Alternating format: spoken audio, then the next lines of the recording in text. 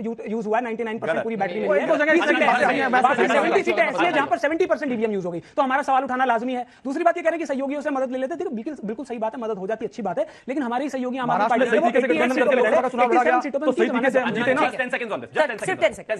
इन्होंने कहा कि हमारी परसेंटेज जितना हो जाती तो हम ऐसे कर लेते, हम हो जाता तो ऐसे। अरे मेरी दादी को अगर मुझे होती तो मैं उसको दादा कहता, लेकिन ऐसा होना नहीं है ना भाई। इम्प्रैक्टिकल बात है। अब एग्जांपल दे रहा हूं आपको, जम्मू कश्मीर में हमारा जो वोट शेयर है वो 2% नेशनल कॉन्फ्रेंस से ज्यादा है। सीटें हमारी 13 कम है, उनसे इससे कोई लॉजिक नहीं है भाई। और हरियाणा में 19 सीटें हैं कि जब 5,000 से कम डिफरेंस होता है, 50 जीते 7 जीते, ऐसा नहीं है। देखिए कमाल की बात, इतना तेज झूठ चिल्लाने से थोड़ी हो जाएगा। अब हमने बोला था, हम उत्तर प्रदेश के अंदर में 43 सीटें जीत के आए थे, तब भी हमने कहा था, तब भी खड़े होकर पार्लियामेंट के अंदर में बोला ईवीएम पे हमें भरोसा नहीं है। जब जनता को ये बड़ी अच्छी बात कही आप। मशीन की डेमोक्रेसी की हार हुई है, मशीन की जीत हुई है। वहीं पवन खेरा जी कह रहे हैं कि ईवीएम की बैटरी परसेंटेज जहां पे 99 है, सिर्फ वहां पे बीजेपी सरकार जीती है। तो अगर सिर्फ ईवीएम में क्या बोलते चेंजेस करने इतने आसान होते तो फिर जम्मू कश्मीर में भी तो जीत सकती थी बीजेपी। अनिल यादव जी, क्योंकि आप कांग्रेस पार्टी का प्रतिनिधित्व करते हैं, बिल्कुल अभी मजा आएगा ना भिड़ो। देख लीजिए, आप जम्मू कश्मीर का देखिए, वहां सब जगह आप एक सवाल नहीं उठाते हैं, आप कुछ नहीं बोलते हैं कि सब कुछ सही, ठीक है। जैसे ही जहां पे आप हारते हैं, वो दिन कब आएगा जब आप अपनी हार को मानेंगे और एक्सेप्ट करेंगे कि हाँ जनता का ये निर्णय है, हमको हार मिली है। लेकिन जैसे ही रिजल्ट आता है, जैसे रिजल्ट आता है, एक प्रेस कॉन्फ्रेंस आती है, इलेक्शन कमीशन ने हमारी सुनी नहीं, इलेक्शन कमीशन ने हमारी सुनी नहीं, और हाँ सर, इलेक्शन कमीशन ने हमारी सुनी नहीं। बच्चा इसको बोलने दीजिए, अरे सवाल ही पूछ रहा है, उसके मन में भरा हुआ है, पूछने दीजिए, ये सवाल खत्म होगा। जी ने कहा कटोगे तो बटोगे। दोस्तों नमस्कार, स्वागत है आपका और आप देखना शुरू कर चुके हैं वायरल डिबेट। दोस्तों डिबेट की इसी कड़ी में आज एक और धमाकेदार डिबेट वीडियो आपके लिए लेकर आया हूं। दोस्तों अभी हाल ही में हरियाणा में विधानसभा के चुनाव हुए हैं, जहां बीजेपी ने पूर्ण बहुमत से अपनी सरकार बनाई है और यही विपक्षी पार्टियों की आंख की किरकिरी बन गई है। दोस्तों जब भी बीजेपी किसी राज्य या लोकसभा के चुनाव में जीतती है तो वहां कांग्रेस और अन्य विपक्षी पार्टियां सीधे सीधे अपनी हार का जिम्मेदार ईवीएम मशीन और बीजेपी को बताना शुरू कर देती हैं। वो ये नहीं देखती हैं कि हमने राज्य में क्या काम किया है और जनता उस काम को वोट दे रही है या हमें नहीं दे रही है। दोस्तों आज की जनता बेवकूफ़ नहीं है, वह हर चीज़ का एनालिसिस करने के बाद ही किसी भी पार्टी को वोट देती है। तो दोस्तों आज की डिबेट में बीजेपी की तरफ से शिवम त्यागी और कांग्रेस की तरफ से थे अनिल यादव, जिसे जनता ने जमकर धो दिया है। तो दोस्तों डिबेट बड़ी ही धमाकेदार है, बिना देरी के हम लोग डिबेट को शुरू करते हैं। और यदि आप चैनल पर अभी नए हैं तो चैनल को सब्सक्राइब और वीडियो को लाइक करके जरूर जाइएगा। तो चलिए दोस्तों बिना देरी के डिबेट को देखना शुरू करते हैं। पिक्चर चालू करो बे। तो सीख घर घर तक पहुंची, ये बहुत अच्छी बात है। देखिए देखिए नवरात्र हिंदू कब से मना रहे हैं, अच्छी बात ये आपका नया हिंदुत्व है जहां पर हिंदुत्व आपने सिखाया है। बात घर तक पहुंच गई। नहीं वो बताएंगे ग्रामीण नवरात्र हम करेंगे कि नहीं करेंगे। ये कौन है भैया, कौन है? 2014 के बाद से आप लोगों को ये समझ में आ गया, जनता उससे समझ में आ पहले गया। हमारे रहेंगे तो कैसे चलेगा? अभी ये लोग संस्कार के प्रोफेसर थे थोड़ी देर पहले, इनसे पूछ ले जाए गोरखपुर अभी बता नहीं पाएंगे, हमें बता रहे हैं गोरखपुर। अभी थोड़ी देर पहले संस्कार की प्रोफेसरी कर रहे थे।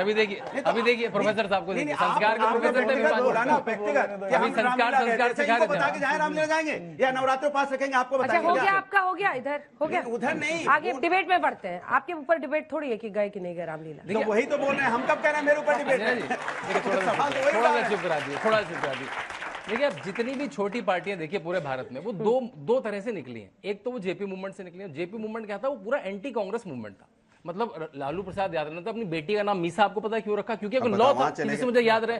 दूसरी पार्टियां निकली जिनको गांधी परिवार से दिक्कत थी, जैसे टीएमसी निकली, जैसे एनसीपी निकली, जैसे वाईएसआर कांग्रेस निकली। अब ये लोग बने केवल एंटी कांग्रेस के लिए थे, लेकिन अब इनका फॉर्मूला था 2। कांग्रेस ने सबको फॉर्मूला सिखा दिया, मुस्लिम का अपीजमेंट करो, कोई एक जाति पकड़ लो, दोनों को मिला के चुनाव लड़ना है। अब क्या है, जो जैसे ही मुस्लिम वोट पे दिक्कत आई, अब उत्तर प्रदेश में क्या हो रहा है? उत्तर प्रदेश में यह है कि कांग्रेस कह रही है मुस्लिम वोट हमारे चक्कर के मिला, ये कह रहे हैं मुस्लिम वोट हमारे चक्कर में मिला। कौन कह रहा है? तो अब इनके सीटें मिलना मुश्किल है। कांग्रेस ने कह दिया हम तो 5 सीटें लड़ेंगे, ये कह रहे हैं हम तो आपको 2 सीटें ज्यादा इनको पता है। अननेचुरल गठबंधन था। आज तक में रिपोर्टेड है जी, आज तक में रिपोर्टेड है, आज तक में आप बताइए रिपोर्टेड है। कितनी सीटों पर कांग्रेस लड़ना हम चाहिए? डिस्कस कर रहे हैं, हम आपको क्यों अच्छा, ये बताएं? बताइए। हमें लड़ना है ना, हम अपने हिसाब से बताएंगे भाई। अंजना जी, जनता ने भी जाना ना, जब कोई बताना रहता तब मीडिया की बड़ी जरूरत पड़ती है। मीडिया पे आके भाषण देना है और जब सवाल पूछे तो आप अरे अंजना जी, चुनाव अरे हर पार्टी की स्ट्रैटेजी होती है, अपने हिसाब से आपकी पार्टी को तय करना है। आप जाने बच्चों के सवाल कितने, हाथ उठाइए जल्दी से, मैं एक एक करके बुला रही हूँ। धीरे से आप दोनों सिर्फ आइए, अभी सिर्फ दोनों, जल्दी चुनाव हम लोगों को मिलकर लड़ना है। छोटे चिंता हमको हो रही है कि सीट कितनी जल्दी। मेरा नाम आरजू यादव है। मेरा सवाल ये है कि जम्मू कश्मीर में 29 सीट आई है बीजेपी की और हरियाणा में 48। तो जयराम रमेश जी ने बोला कि डेमोक्रेसी की जीत हुई है और मशीन की डेमोक्रेसी की हार हुई है, मशीन की जीत हुई है। वहीं पवन खेरा जी कह रहे हैं कि ईवीएम की बैटरी परसेंटेज जहां पे 99 है, सिर्फ वहां पे बीजेपी सरकार जीती है। तो अगर सिर्फ ईवीएम में क्या बोलते चेंजेस करने इतने आसान होते तो फिर जम्मू कश्मीर में भी तो जीत सकती थी बीजेपी। अनिल यादव जी, जो कि आप कांग्रेस पार्टी का प्रतिनिधित्व करते हैं, बिल्कुल क्या सही कहा बात। उन्होंने? लोकतंत्र की हार और तंत्र की जीत। जरा समझाइए। देखिए होता क्या है कि अगर चुनावी प्रक्रिया में यदि कुछ परसेंट लोगों को भी उसके प्रक्रिया पर शक है तो क्या हमारी जिम्मेदारी नहीं बनती कि उसके डाउट क्लियर करने चाहिए? आप मुझे बताइए, हम तो तथ्यों के साथ गए हैं वहां पर। 20 सीटें हरियाणा में ऐसी हैं जिन पर 1% बैटरी खर्च हुई है। मैं मोबाइल लेके आया हूं ना, घर से पूरा चार्ज करके लाया हूं। अभी यहां तक आते आते नहीं, बीच में मत बोलिए, ये गलत बात है। आप ये सोचिए कि यहां तक आते आते 20-30% बैटरी खत्म हो गई है। एक ईवीएम मशीन जो सुबह से लेकर शाम तक उसमें वोटिंग होती है, उसके बाद 3 दिन तक वो रखी जाती है स्ट्रॉन्ग रूम में। उसके बाद जब काउंटिंग होती है तो क्या उसकी 1% बैटरी कम होगी? अगर हम इस पे सवाल पूछ रहे हैं तो क्या गलत कर रहे हैं? और चुनाव आयोग को जवाब देना चाहिए बीजेपी के पेट में दर्द क्यों हो रहा है। कहते हैं ना कि चोर की दाढ़ी में तिनका, वो दाढ़ी भी दिख रही है और वो चोर भी दिख रहा है। बच्ची ने आपसे सवाल पूछा, बच्ची ने आपसे पूछा। देखिए, परसेप्शन की लड़ाई आपको लड़नी होगी। जी। अगर आप ये कहते हैं कि यहां पर घपला कर दिया, जहां जहां आप हारते हैं वहां घपला हो जाता है, बैटरी 90%, 99%। हाँ, जवाब मैं दे रहा हूं आपको। आराम से आप ही का सवाल जी। वहीं दूसरी तरफ जम्मू कश्मीर आया तो वाह वाह, बहुत अच्छा। बैटरी ठीक है। कल मैं हिमाचल प्रदेश के आपके मुख्यमंत्री का इंटरव्यू कर रही थी। जब वो सीएम बने तो सब ईवीएम ठीक था, वहां नहीं कर सकते थे। इस प्रश्न का आपके पास क्या जवाब है? देखिए, बिल्कुल स्पष्ट कर दूं कि हम पूर्ण बहुमत की सरकार भी बना लें, देश में सरकार बना लें, उसके बाद भी जब हमारी सरकार बन जाएगी तो हम ईवीएम पे जांच बैठाएंगे, जो जो डाउट्स है उनको क्लियर करेंगे। क्योंकि लोकतंत्र में अगर आपकी प्रक्रिया पे सवाल उठ गया तो लोकतंत्र कहेगा भैया ये तो जिस तरीके से मैनेज कर लेंगे, लूट लेंगे हमारी वोटों को। ईवीएम से ही संबंधित है।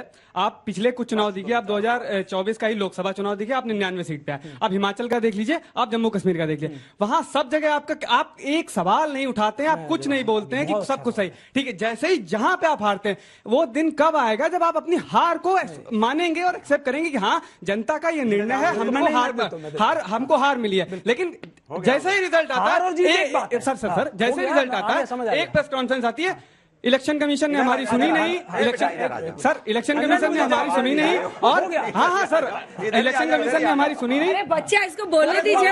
अरे सवाल ही पूछ रहा है, उसके मन में भरा हुआ है, पूछने दीजिए। ये सवाल खत्म होगा सवाल। एग्जैक्टली हो गया, होगा बिल्कुल होगा। समझ गया, मैं जवाब दे रहा हूँ। सर आप समझ गए ना, हार को स्वीकारना चाहिए। चुनाव न जीत जाते। इन्होंने कहा, देखिए मुझे एक बात बताइए, इन्होंने कहा, अरे सुन लो भाई, इन्होंने कहा कि आप यहाँ जीतते हैं, यहाँ सवाल नहीं उठाते, वहां जीतते हैं, वहां सवाल नहीं उठाते। देखिए एक बात सुनिए, जब कोई हेरा फेरी करता है ना, जब कोई चोर गले से पैसा चुराता है ना, तो मालिक यानी कि जनता, और चोर जो हमारे लोकतंत्र की चोरी कर रहे हैं, वो कैसा पैसा निकालता, थोड़ा सा निकालता, जिससे मालिक को शक ना हो। अगर ये सारे एक साथ निकाल लेंगे तो ये जनता आ जाएगी ना वहां पर, पार्लियामेंट में पहुंच जाएगी, जूते टंडे सब लेके। तो ये बड़े स्मार्टली ये काम करते हैं। आप देख रहे हैं, चोरी का एक्सपीरियंस बराबर है आदमी को, क्योंकि कांग्रेस से हमारे साथ हो रही है भैया। अरे जिसके साथ चोरी होगी वही तो बताएगा। थोड़ा निकालना है, ज्यादा निकालना है, हल्का निकालना है, कम निकालना है। दूसरा, अरे भाई इतना ही बैटरी का ज्ञान था तो मैकेनिकल इंजीनियर बन जाते, काहे पॉलिटिशियन बन गए? हर बात हो गई है। देखिए अब इतनी सीरियस बात को किस तरीके का मजाक में उड़ा रहे हैं। मुझे लोकतंत्र की चोरी हो रही है लेकिन वो लफ्ज़बाजी कर रहे हैं। कहते क्यों नहीं है कि भाई हाँ, अगर गलती है तो उसकी जांच कराएंगे। नहीं, आपने एमए किससे किया? पॉलिटिकल साइंस से किया? अरे एमए किससे किया? सुनो, मैं किसी पर अनुराग जी प्लीज एड्रेस मी। आप एक तो सारा सवाल वो हम लोग उठाकर रहेंगे। नहीं, सारा सवाल हम पे उठाएंगे और हम सीरियस सवाल पूछेंगे तो आप करें। मुझे पूछेंगे, वो सवाल हम पे उठा रहे हैं ना। जब बच्चे पूछेंगे तो आपसे पूछा जाएगा। प्लीज। और अरे उन्होंने उनसे बीच तो में बच्चे नहीं भी बोला। नहीं पूछ रहे, तब भी पूछा गया है। हाँ तो अब जब पूछा जवाब दे रहे हैं। अरे बच्चे ने पूछा कहाँ उनसे? उनसे पूछा कहाँ? बताइए आप। मैं पूछ रही हूँ, आप मुझे एड्रेस शुक्र मानिए हमारी सरकार है, तभी आपको सवाल पूछने से रोक रहे हैं। इनकी सरकार होती तो बाहर जाते ही उठा लेते, इतना बुरा हाल था इनकी सरकार में। खैर, मैं पॉइंट पर आता हूँ। लेकिन ये किसी भी पार्टी का लोकतांत्रिक अधिकार है, वो प्रश्न पूछ सकता है, बच्चों का अधिकार चुनाव आयोग को जवाब देना होगा। बच्चों का लोकतांत्रिक अधिकार नहीं, वो उसका भी हनन कर रहे हैं। मुझे लगता है सबको सवाल पूछने का अधिकार है, सब पूछे। लेकिन अब ये जो इन्होंने सवाल पूछा ना, बार बार रोने दो। एक तो मैं किसी और पर एग्जांपल नहीं दे सकता, अंजना जी पर भी नहीं दे सकता। जैसे मैं स्कूल जाता ना, तो अपने जमाने में बड़ा रोंदू बच्चा था मैं, स्कूल जाने का मन ही नहीं करता था मेरा। ये वही वाले लोग हैं, चुनाव हारते ही रोना शुरू कर देते हैं। अरे रुको भाई, इतनी जगह जीतते हो। जब जम्मू कश्मीर में जीत रहे सब बहुत अच्छा है, जब तेलंगाना में जीत रहे सब बहुत अच्छा है, हिमाचल में जीत रहे सब बहुत अच्छा है। जैसे ही चुनाव हारते हैं रोना शुरू कर देते हैं। रुको भाई, किसी पर तो विश्वास करो। बच्चा सवाल पूछे, विश्वास नहीं। ईवीएम में वोट निकले, विश्वास नहीं। चुनाव हो गया। विश्वास तो अल्टीमेटली करना पड़ेगा। अब इनके लिए कहां से लाए बताइए? इलेक्शन कमीशन किसी भी देश का जाएगा? उनको भी मौका दीजिए, वो चुप रहते हैं, इसका क्या मतलब? 10 सेकंड के बाद सारा मौका दे दीजिएगा। लिटमस टेस्ट अभी हो ऐसे ही दबा रहे हैं इनको। आपकी पार्टी की तरफ से बयान आया कि जब जब कांग्रेस बीजेपी की डायरेक्ट फाइट होती है, कांग्रेस कमजोर पड़ जाती है। प्रियंका चतुर्वेदी, सांसद शिवसेना यूबीटी, मैं कोट कर रही हूं, मैं हवाई बात नहीं कर रही हूं। आपके ही सामना में ये सीधा लिखा गया, जीती हुई बाजी कैसे हारना है ये कांग्रेस से सीखिए। तो क्या आप लोग मानते हैं कि चुनाव आयोग की तरफ से कोई गड़बड़ी नहीं हुई है, चुनाव ठीक तरीके से हुए हैं? तभी तो आपने ये टिप्पणी दी होगी, नहीं तो आप लोग भी पहुंचते चुनाव आयोग। बिल्कुल, देखिए फेयर इलेक्शन हुआ है। मैं इलेक्शन को फेयर कह सकता हूँ, वो ईवीएम पे हम नहीं सवाल सकता, आप या तो कह दीजिए या कहिए। देखिए जो प्रश्न हमारी पार्टी ने उठाया वो बिल्कुल वाजिब उठाया। जिस तरह से हरियाणा में हारे, अगर उस वक्त गठबंधन सही तरीके से किया गया होता तो शायद एक जीती हुई बाजी ना हारते। तो कांग्रेस ने जिस तरह से हरियाणा में जीती हुई बाजी को हारा है, वो बिल्कुल सही बात है। और महाराष्ट्र में ऐसा ना हो, इसीलिए हम उस बात को चेता रहे हैं कि गठबंधन किस तरह से होना चाहिए था अपने साथियों से। क्योंकि बहुत सी सीटें तो ऐसी हैं महाराष्ट्र के अंदर, हरियाणा में, जहां बहुत कम मार्जिन से हमारी पार्टी कांग्रेस हारी। तो इसीलिए सवाल उठाया कि जो कांग्रेस नहीं, थोड़ा सा जो कई बार होता क्या है कि हमें जब चुनाव की पूरी जानकारी नहीं होती, कई बार, क्योंकि देखिए उद्धव सेना जी जो ये शिवसेना जी वाले जो है, ये हमारे हरियाणा में तो नहीं है। तो मैं इनको फैक्ट्स पे कुछ बता देता हूँ। देखिए हरियाणा में नाव बेसिस है, लेकिन हमें हरियाणा का ज्ञान तो है, हम देश की नॉलेज तो रखते हैं कि कहां पर क्या दिक्कत है। आपकी बात कर रहा हूं, सुन लीजिए। देखिए मैं ये कह रहा हूं कि 9 सीटें हम भारतीय जनता पार्टी से कम जरूर है, लेकिन परसेंटेज पक्ष में होने का मतलब ये नहीं है कि हर मुद्दे को गलती कहा जाए। ऐसी हैं जहां पर वो 1% जो ईवीएम जो है सिर्फ 1% यूज हुआ है, 99% पूरी बैटरी मिली है। 70